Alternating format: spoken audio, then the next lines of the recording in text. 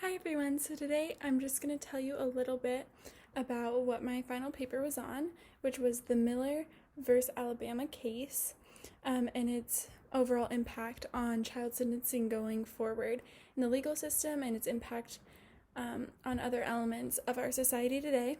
So I want to give you a little bit of an overview of the case if you've never heard of it. It's a pretty popular one, but it took place in 2012. And there were two young boys involved. They were both 14 years old. And Evan Miller committed murder and killed his mother's drug dealer at his trailer. They then did arson to his house to cover up the crime, was their goal for doing that. So originally, Alabama wanted to try him as a juvenile, but soon the district attorney moved it to adult court. And due to the nature of the crime and his previous offenses, they charged him with murder through arson, and it led him to receiving life in prison without a chance of parole, which is a big sentence, obviously. But because it was moved to adult court, there was no chance for him to receive parole in the future, and he was very young at the time. So throughout this paper, I kind of analyzed some communication aspects and his upbringing, his ability to probably deal with anger and frustration, as well as mental health, and also family types and dynamics, and how that probably impacted his initial decision to kill someone. So, first, his mother was a drug addict as well as an alcoholic, and his stepfather was abusive to the extent, it was very obvious he was in a toxic environment, and he was in and out of foster care for most of his young life. So his mother was unpredictable and neglectful, and it kind of played an irreversible role in his life, this occurrence. He also, growing up in an environment like that, probably didn't understand how to handle anger properly or violence, probably didn't know what the right thing to do was in the case scenario, and had never been taught. He was also with his friend and was probably facing peer pressure in the situation as well. People who are in those types of families often struggle to deal properly with peer pressure and anger and frustration. So he was probably susceptible to the peer pressure of going to this house with the drug dealer.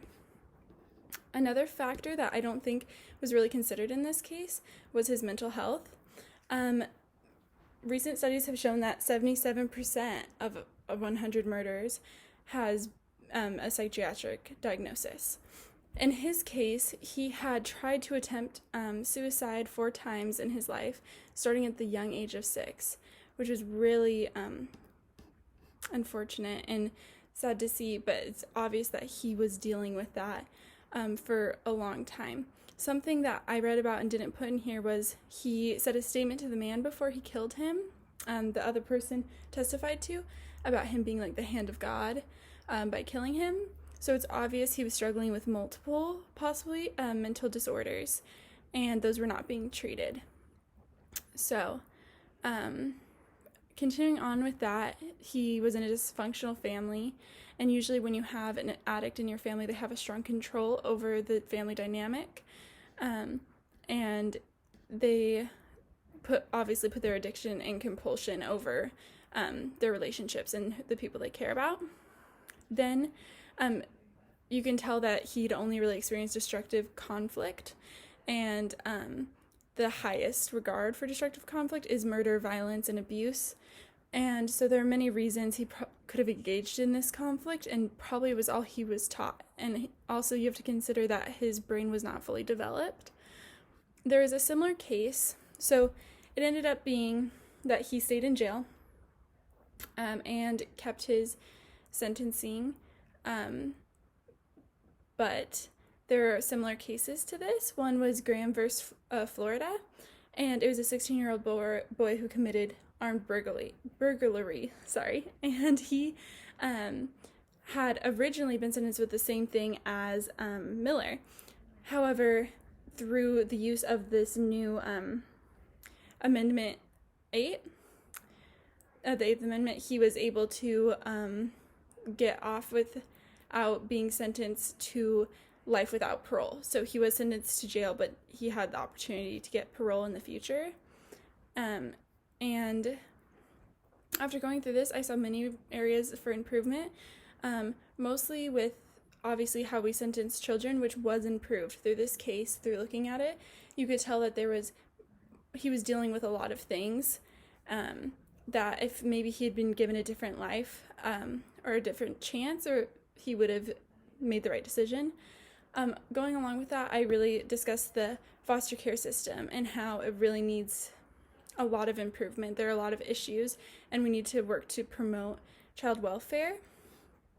But overall, it is a sad and eye-opening case. I think it made me realize how much work needs to be done in our legal system as well as our foster care system. And he did do problematic actions, and I don't think he shouldn't be punished for those, but I do think we need to take into account his mental illness, his family dynamic, and the overall unfair treatment of children in legal cases. So thanks for listening to me today. Hope you all have a good day. That was just a little bit of my paper, and the PDF will be linked here as well. Thank you.